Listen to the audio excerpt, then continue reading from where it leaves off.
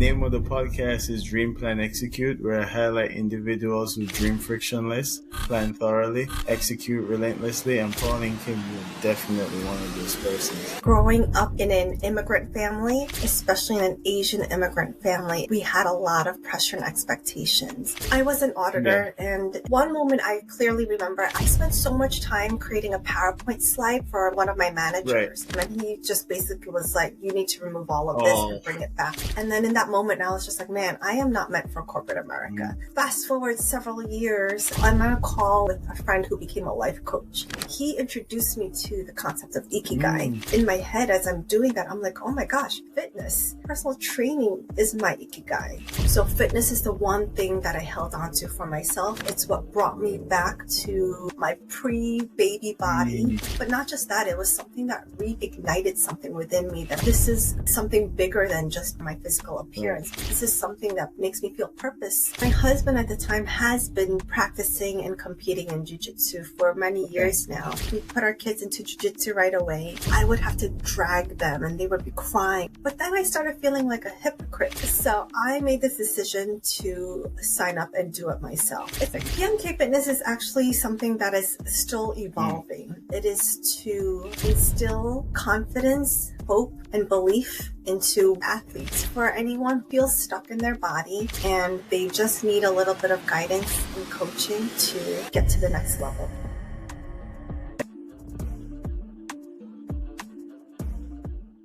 Pauline, thanks for making the time to come on the podcast. Yes, thank you so much for having me. I'm very excited. Absolutely. The name of the podcast is Dream Plan Execute, where I highlight individuals who dream frictionless, plan thoroughly, execute relentlessly, and Pauline Kim, you are definitely one of those persons.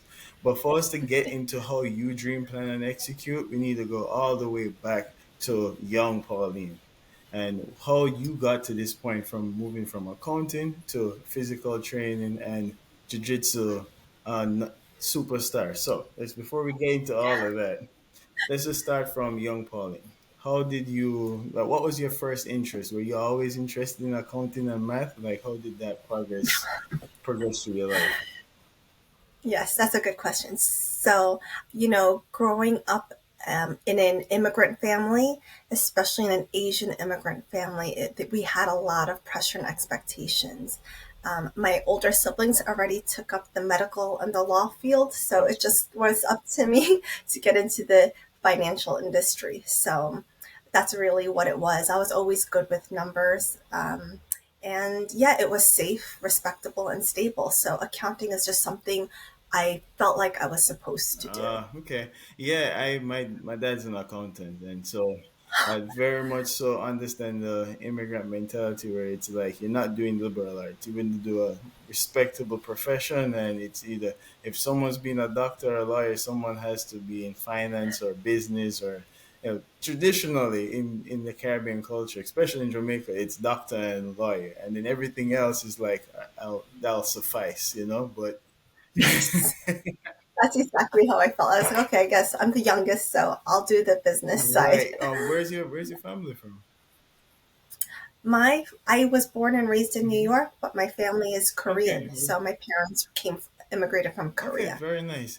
And it's interesting that you picked up jiu-jitsu, but yet, not taekwondo. Did you do taekwondo in the past? Yes, I did. I did when I was really little, but it was very intimidating, actually. More intimidating doing taekwondo than actually jujitsu now, which is weird. Interesting. We'll get into that one. But so as young Pauline, were you always into sports? Was that something that you grew into, or that's something that you always had a knack for interest in? I was always, I think, a little more muscular. I don't know if you know, but Asian females especially tend to be very Hmm. skinny, naturally thin. I think I was always just a little bit thicker and built Okay. differently. So from a very young age, I was always competitive. I was always competing with my brother, who was the sibling right above me. He turned me really into a tomboy. We would play a lot of sports together, and he would like use me as a sparring Okay. partner. We would have like push-up contests, just like a lot of random things. So I was competitive at a young age. And then, I played sports like tennis and volleyball, but nothing that seriously. Got it. Okay, okay. And so your your sibling basically was the one who pushed you into like that sports energy. So, did he what sport did he play? 'Cause you said sparring partner. So was it like basketball or was it like a contact sport? Like what sport did he play? He dabbled in a lot of Mm, things. When we were younger, we would play like roller hockey, so like hockey. hockey, and he would. I was like the what do you call it, the goalie. So it's just Gotcha. like I was getting hit with this hockey puck, that was like he was flying right at me. I think he was like doing taekwondo and some striking, so he would put pads on me and then just use me to like spar with, Gotcha. Gotcha. things like that. And so then, so Yeah. once you when did you realize you had like a knack for like math? Was it in high school or like because at some point you had to make a decision. Your parents already did medicine, or your brother did medicine. Like, how did you Yes. know? Like, all right, accounting was going to be the thing I start off with.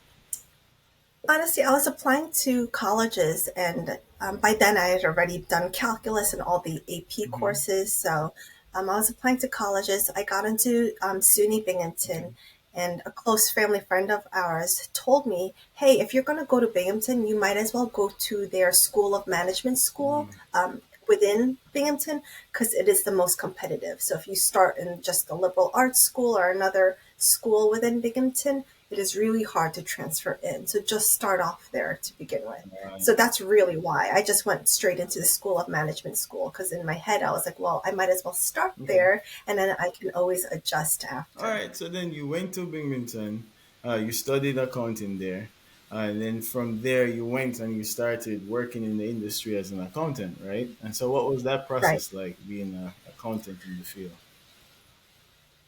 I was an Yeah, auditor, and it was not very. It's, people don't really get excited to have auditors come in and that is audit their true. companies. That's 100%. It was very exciting in a sense that, I went into the auditing field with like my class. So we were all newly graduated college, students. And so we're coming in as a class into the accounting firm. And so we were learning together and working together and going to happy hour together. So in that way, I really enjoyed it. Got you. Okay. And then at some point while doing accounting, you recognize that you wanted a career change or a shift or something. I always said, people should seek their ikigai, and I found out about ikigai very late in my life, but I just kind of stumbled my way there. So just for me, I always was a stocky kid, also stocky. I fell into tennis, and tennis changed my life because by playing Oh, tennis, wow. yeah, I just my mom gave me the racket, and I was like, I don't know if I even want to play this. So she's like, I already paid for the classes. You have to go, right? And I was like, all right. So I go there, and I mean, the guy's throwing the ball all over the place. I can't get to any of the balls. It's embarrassing. And I'm that short, fat kid on the court. And eventually, I just kept showing up. I kept showing up. I kept showing up. I kept playing. Eventually, what is a disadvantage becomes an advantage because now that I can get to the ball, I'm losing weight. People's laughs becomes like, this person's really taking this serious, right? And then I lost weight, so my power started translated into the ball because I'm naturally heavy-handed, right? And so now that moves from you being the short, fat kid to the athletic kid to you now becoming the tennis captain. I got one regionals, one nationals, got the president's award, right? And at that point, being in sports just taught me like life lessons, like great perseverance, never quit attitude. Just show up and commit to something deeply, and you'll get the rewards you're looking for. And eventually that turned into construction management, and ended up in construction. But for you, what was that pivotal change? Because for me, I stumbled into my ikigai, and I think so. Ikigai is this philosophy as your life's purpose, right? What you're good at, what the world need, what you love doing, and what people pay you for. And so all of those four things at the intersection of that is your ikigai, right? And so for me, I recognized early when everyone at my high school was studying law or medicine, like that's not for me. I just was not interested. But I knew that I was good with art. I knew I was good with numbers to some point. I had some difficulties here and there, but I had good teachers to kind of help me through that process. but they always saw that your purpose is in wanting to do construction, right? So what was that Wow. for you? Like, when did you realize I'm doing accounting and it's not quite what I want to do? So there are like several moments. One moment I clearly remember, I spent so much time creating a PowerPoint slide for my one of my Right, managers, and I was spending so much time like adding colors and different icons and just something to like just brighten up this accounting right. presentation. And then I went and I was like so proud of it, and I went to present it to him, and he just basically was like, "You need to remove all of this Oh, and bring it back to make it back like just the standard stock colors." And then in that moment, I was just like, "Man, I am not meant for corporate America. mm, Like I can play the part on the surface, but inside, I was just mm, depressed, and I covered it up with like." Happy hours and alcohol, honestly. gotcha, I was like living for after work, and it's like, where we go, what bar are we going to next? gotcha. Um, I was so depressed actually during that time as an auditor that I remember many times as I'm traveling to clients and commuting to work, I was like sobbing and Yeah, crying because I desperately did not want to go. And I didn't quite understand, and I still don't understand why I was so miserable to the point that I was just like crying and dreading it so much. Um, but from there, I always wanted to live a life of service, so some sort of like missionary missions work. So I was like, you know what, I have a degree in accounting, how can I use it for a greater purpose? So that's when I went into not for mm, profit. So I started working for Ronald McDonald's House of New York, and it made me feel a little better, like, okay, I'm still an accountant, I can still make money and provide a stable life for right. myself, and at least I am working for a good cause. Not that exciting though, because, I still had this draw of serving another greater purpose. Like, I just really directly need to work with people one on Yeah, one and connect with people and just right. provide in any means. So, fast forward several years, I am on a conversation call. I'm on a call virtually with a friend who became a life coach. He introduced me to the concept of Ikigai. Mm, And so we brainstormed together. He gave me a worksheet. So I started doing that worksheet. And in my head, as I'm doing that, I'm like, oh my gosh, fitness, personal training is my Ikigai. So that's that's how I amazing came because across most that. people they get stuck in the job that they're doing, right? They don't really end up really ever finding their ikigai, and it's a miserable existence. Like you said, you were crying, and part of the reason why you were sobbing is like you just know there was a misalignment with your purpose, and your soul and your body is just not happy with what you're doing, because like I said, it's not quite ikigai unless you love it, right? Like for some people, they go into a profession and it makes good money, the world needs it, and you're good at it, and it's like this disassociation. Well, I'm really good at this, I should love this, but it's not quite your love, and like you're fighting with the love, right? Like they know there's a purpose that they're out there to do, but they're afraid of it because society is telling them that it's not quite what is respectable, right? It's not quite what is easily tracked and measured, right? And so there's this disassociation with yourself. So for that friend who introduced you to Ikigai, man, pour him a drink, because that is amazing. Because most people never get out that trap, right? And some people Yeah, fall into their purpose. I would say like accidentally, they just knew that this is what they wanted to do and they just did it, right? You never like have any second doubts in themselves, but that's not everybody. That's like three standard deviations from the mean.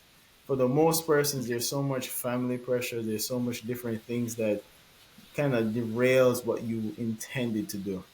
How did you, when you decided that, okay, I was going to go into fitness, I'm sure your parents and family gave you like the check, like, are you sure?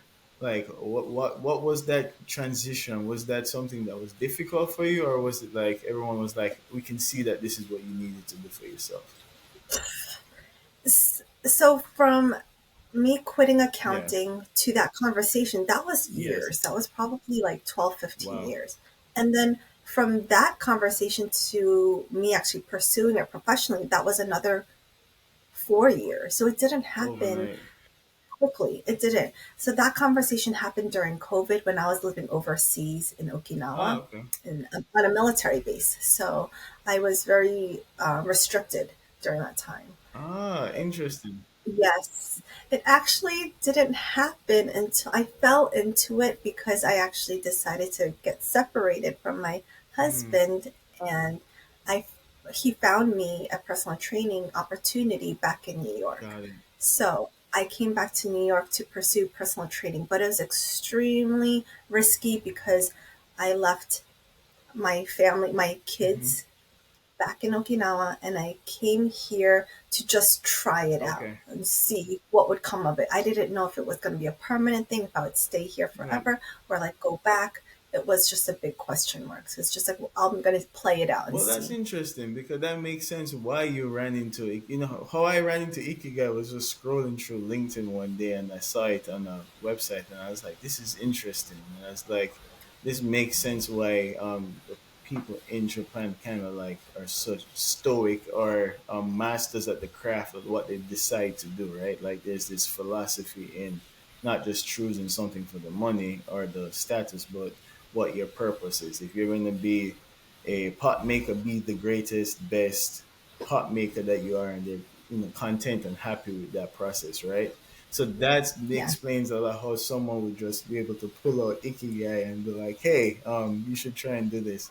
But let's backtrack a bit because that means you did a bit of traveling when you were with your spouse in the different military base. Did that translate into your athletic parlance? Like you guys were also like, how did you guys use that in the traveling, and how did you travel? Like, tell us the story behind that whole experience being in a military base. I'm sure it's definitely difficult being the spouse of a military person. Yeah, I mean, we moved every 1 to 3 years. We went from Italy to North Carolina to Washington State, Kansas, then Okinawa, Wow. Japan. And, fitness is something that brings people together, as you Yes. know. I found community in church and the Right. gym. And it wasn't just like always a gym with other people. Even fitness is what helped me just rediscover myself as a person and as a woman and as a mother, Wow. especially because as a military spouse, as a mother, like you completely lose yourself. I gave everything to support the military and my Yes. kids. I got to the point where I didn't even recognize myself or know who I was or know what I liked. I had Yeah. nothing. Um, so fitness is the one thing that I held on to for myself. It's what brought me back to my, pre-baby body. Hmm. I helped me get rid of postpartum weight.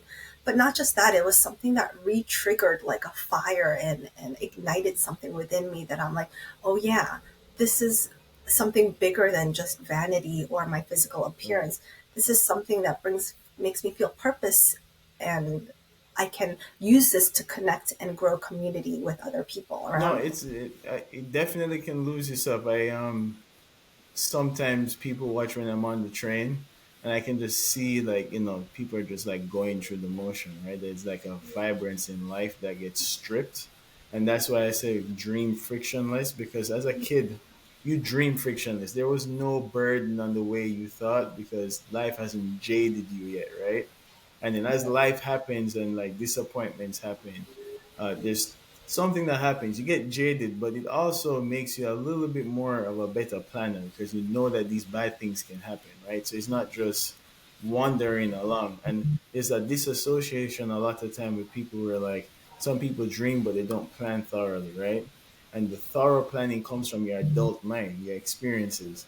But while you have this thorough ability to plan, you also got jaded, and it's like, remember your childlike wonder. Remember the moments where you just thought about something and you just did it because it was fun, it was exciting, and then your life can become, like you said, mundane. Like it's tough, right? The operational end of having kids, being on a military base, there's always something that is required of your time. Like there's always something that needs cleaning, someone homework that needs to be done.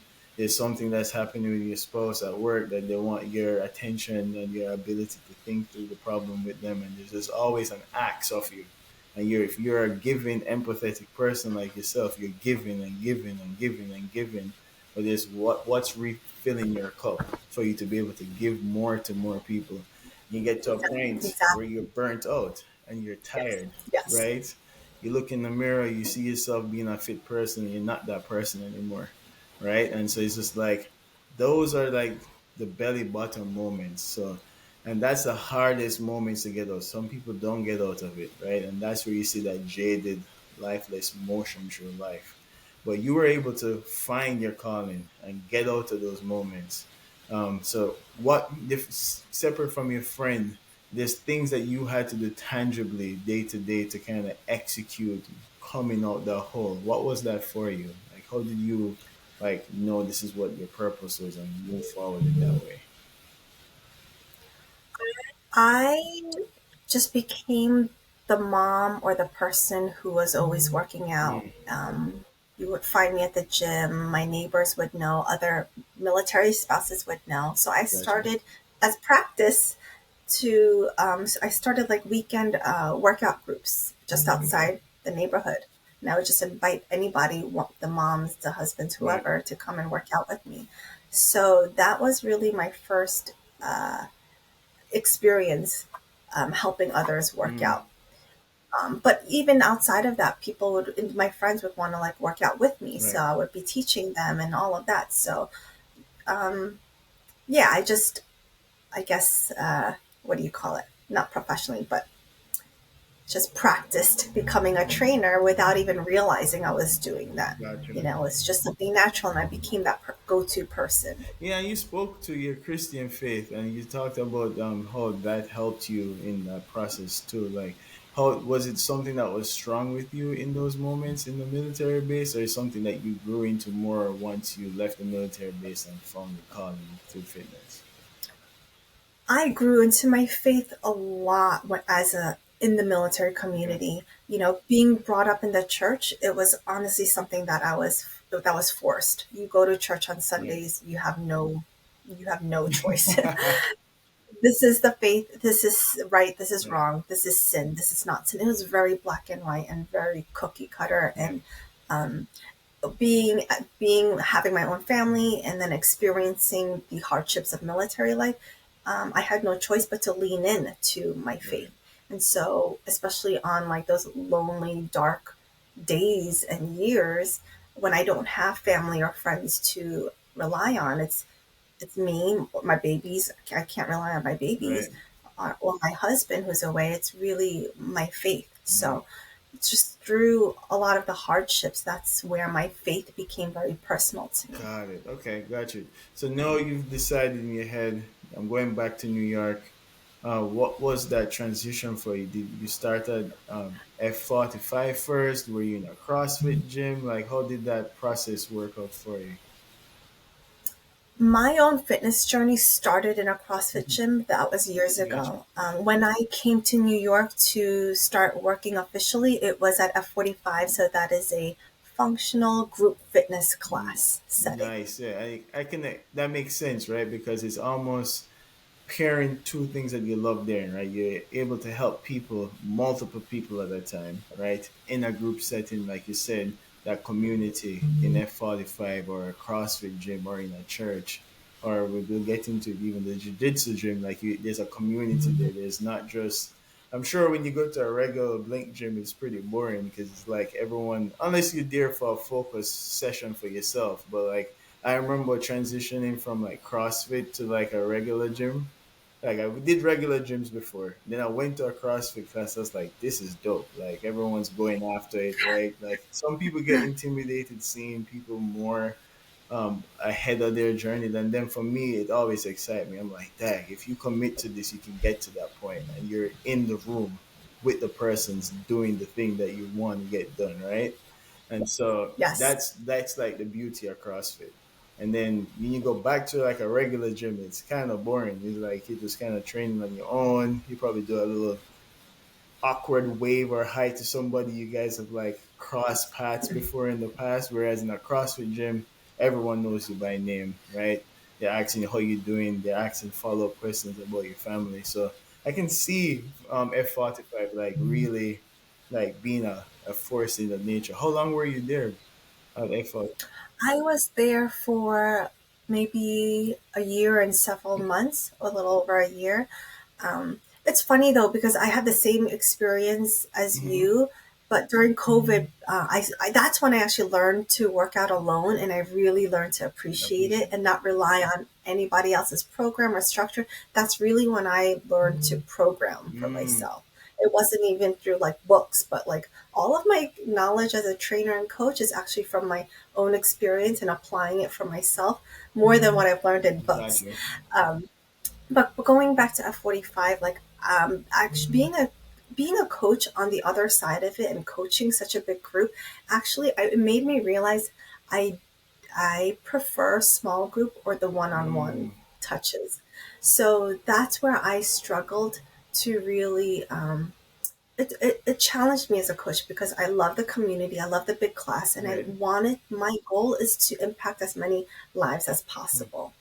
However, you start to lose that one-on-one touch and the connection, and I can't give value when it's such a big class, you know. got you. So that's also why I actually stepped away from it. Yeah, I think that makes sense. Like one of the things that I also had a problem with sometimes being a CrossFit is like obviously they're going depending on how the person or the coach you get and how it's programmed.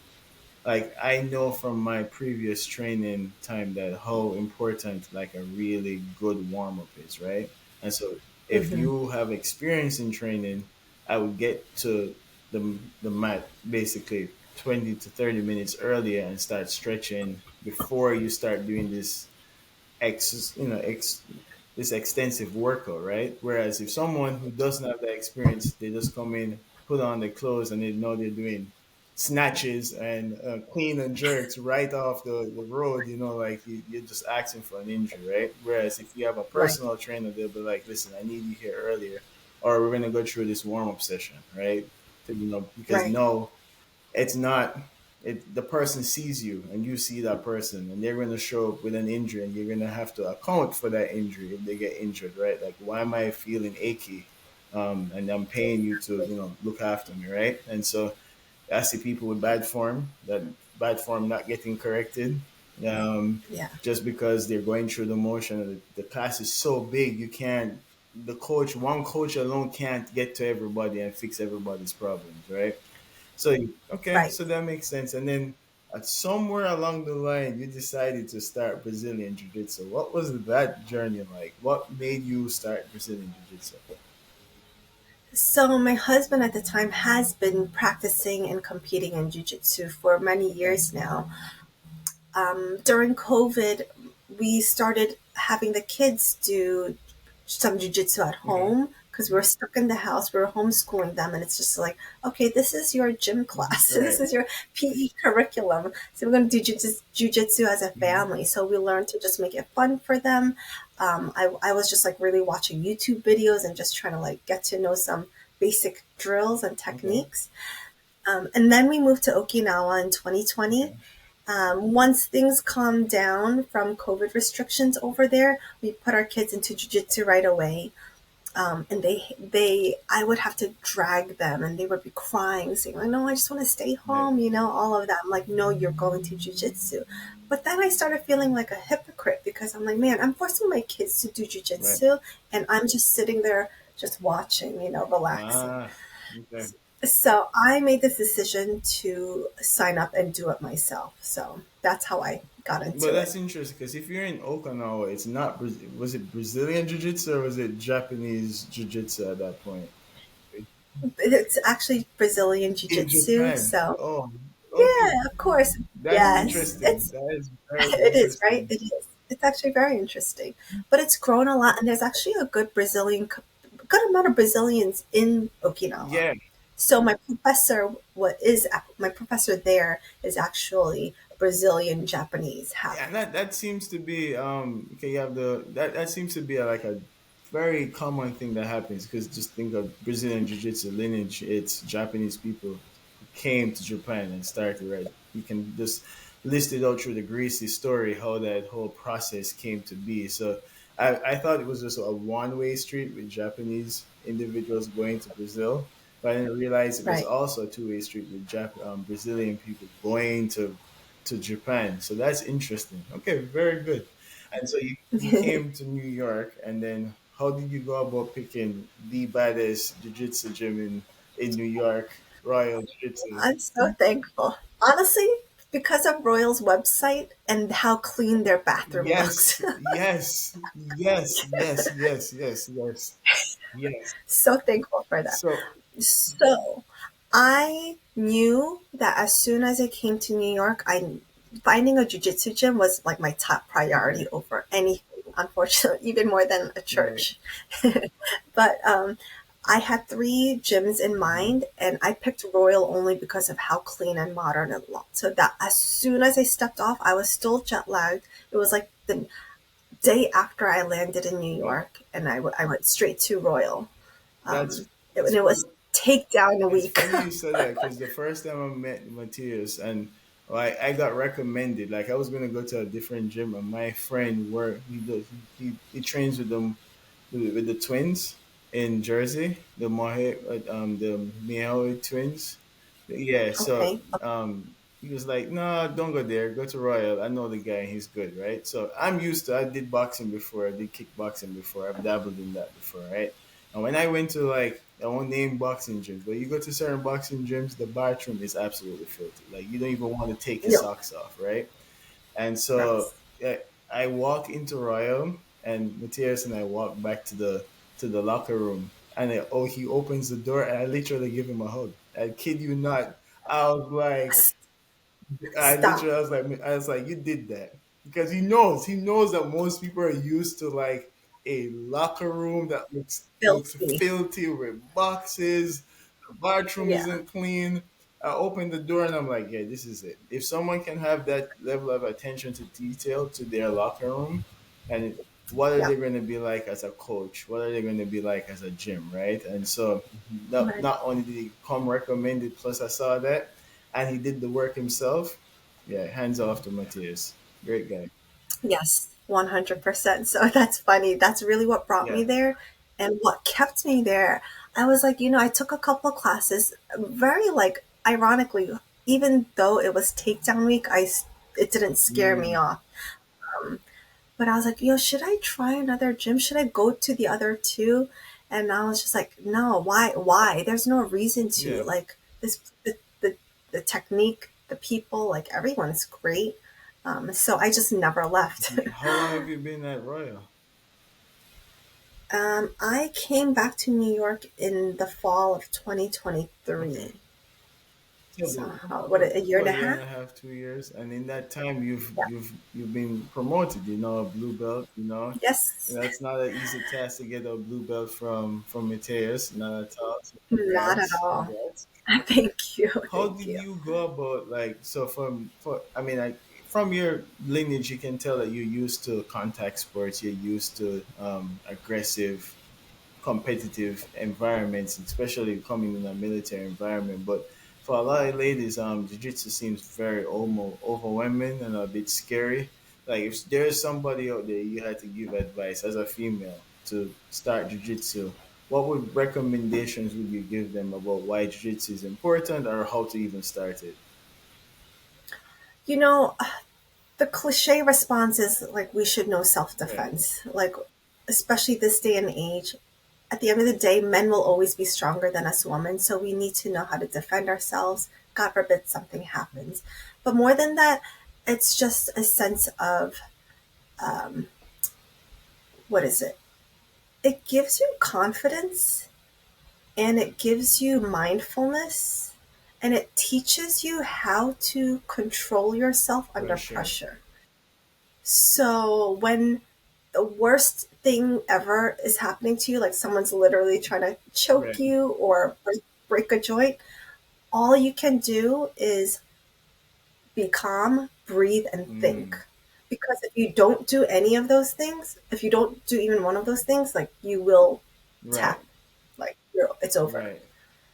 So, and actually, jujitsu, I don't know if you know, jujitsu has been proven to help with PTSD and sorts of trauma. Yeah, I could see that. I could see that because Yeah, it's like Different than like starting jiu-jitsu and feeling like you don't know anything about it, but like once you get into it, and like for instance someone gets you in side control, right, and you always tap from pressure in side control, then someone teaches you how to get out of side control and get back to full guard, and you actually execute it. God, like the dopamine rush you get from like pulling that off in class is nothing else like it. And then, like I said, learning how to deal with pressure. The best jiu-jitsu persons you roll with, you have the spazzy white belts. Yeah, I know what that's like, right? And then you roll with higher level belts. I used to love going to the executive class because they're so calm. Like you're not perturbed by your pressure at all, right? Big, Oh small. yeah.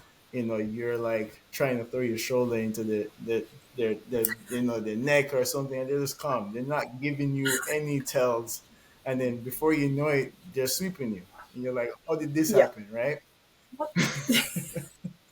Yes, I know it all too well. Yeah. So yeah, so that's definitely one of the things that I loved about, I still love about jiu-jitsu, is the thinking pattern. It's not just the athletic skills that will make you, dominant in jiu-jitsu. It's the ability to think through a problem, stay calm under pressure, wait for people to make mistakes and capitalize on the mistakes, right? Using momentum against the person, right?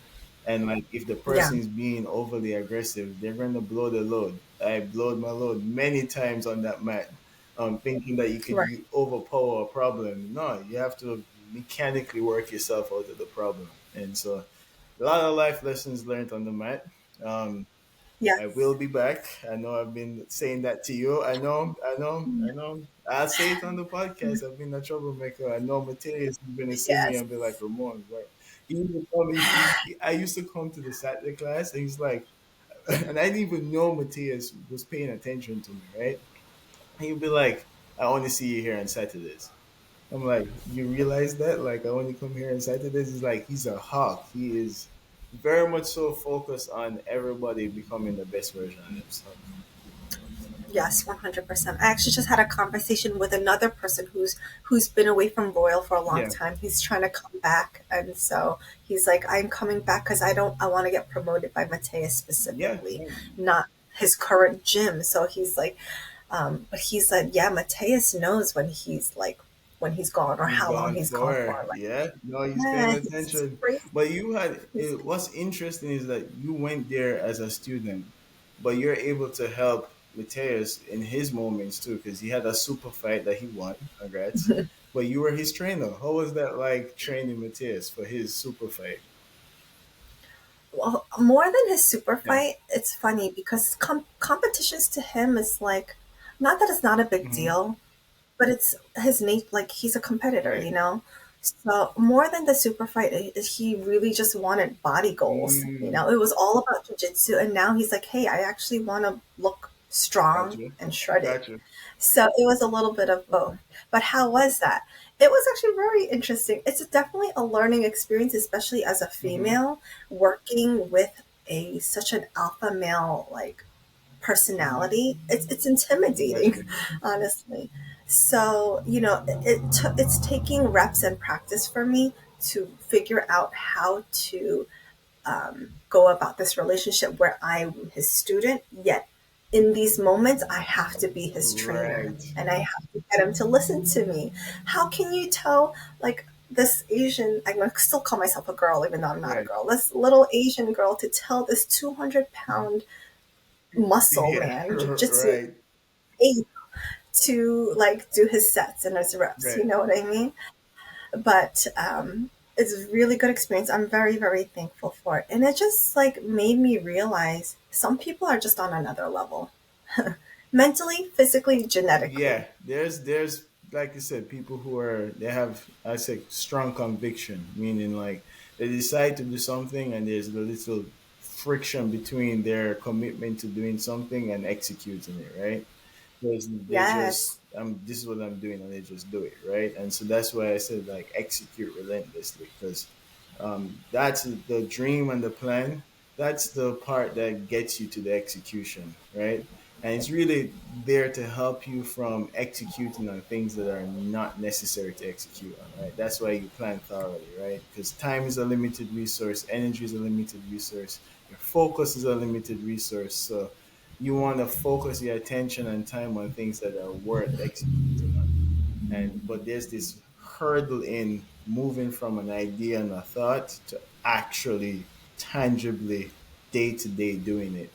And so that's, if you had to give, say, a young person in their 20s um, tangible tips on how you went about executing, because you're in the process of executing right now, what are the things you would give as tips to help with that process of getting over that innate inertia hump of not doing things the way you want to do it?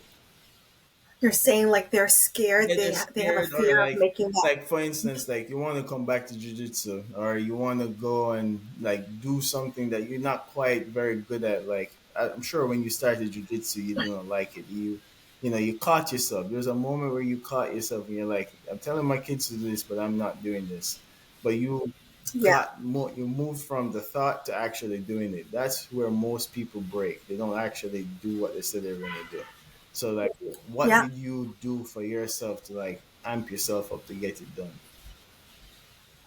You know, for myself, I do it all the time. And for someone who is on the other side of it, I would tell them, like, look at yourself in the mirror and be completely honest with yourself. Got you. What are you avoiding? What are you scared of? Think of first where you don't want to be, and then think of where you want to be. Then how do you fill in that gap? And then from there, it's just that's how you make your decision. Look in the mirror, be honest with yourself, and don't make excuses. Think of the worst case scenario, and then think of your dream life and your goals. You get to choose. It's all up to you. So where you go, what will you choose for yourself? You could stay down here and complain and make Right. excuses, or you can strive to get to your dream. So for you now, the dream and the process that you're working through is starting PMK Fitness. What is PMK Fitness? What makes PMK Fitness the thing that I or someone else wants to get into and should be a part of? Yeah, PMK Fitness is actually something that is still Mm, evolving. You know, it started because I realized this is my Ikigai. I am building a future and a legacy, not just for myself, but for the life that I want for my mm, kids. And then also, it is to instill confidence, hope, and belief into women. mm, And not just women, but women who have the potential. They know deep down inside they have the potential of being at a greater mm. goal, whatever that may look like, but not knowing how to get there. So it's really for men or women, actually, like for athletes, for anyone who feels stuck in their body, and they just need a little bit of guidance and coaching to get to the next level. Got it. And then you also shared at some point that there's like a mission component to it, more than just the fitness, but part of the thing that you enjoy doing was serving others, not just in fitness, but like a missionary aspect to it, which I found really interesting. Can you explain that process or how you plan on marrying these two worlds together? Yes. So since I was younger, people would ask me, okay, if you had $1 million, what would you Right. do? And at one point in my young 20s, I was thinking, what would I do with $1 million? Obviously, now $1 million is not Mhm. much, but if I did like have a bulk of money, what would I do? And all I can think of, I would create a space. If it were up to me right now, I would create a gym, a place where people can come and fuel themselves and feel good and build the body so that they can feel confident inside and out. Gotcha. But I also want to be able to use a portion of that to fund missions work around the Mm, world. So I hope that one day, not it doesn't just fund missionaries and projects, that serve communities wherever there is need. But I hope to be the feet on the ground to also go and take these trips. So I want to build that freedom as well. Nice. Yeah, that's one of the things that I loved about the story and why I wanted you on the podcast, because a lot of people, they start a gym and that's what they do, right? But it's not just uplifting people in the gym, but it's also, there's a bigger, grander goal of bringing communities alive by using the money and the proceeds from their gym experience, help, and that continuous helping circle. I always say on the podcast, um, if you sit in the where you stand is the center of the universe, because it's infinitely growing in all directions, right? And so you can either be a sun where you give off light and that light attracts people, and off your light springs life, right? People feel inspired, people feel loved, people feel caring, and they become their own sun and spring their own life off it. Or you could be a black hole where you just suck energy from people and there's nothing coming off you that is worth being around, right? And so, like, Right. just move through life with a spirit that, enables people to grow. And in doing that, you grow in your process. The best players are the ones who can coach the best, to be honest. A lot of the times, you can see with Gordon Ryan. Gordon Ryan is like one of the best coaches out there in no gi jiu-jitsu.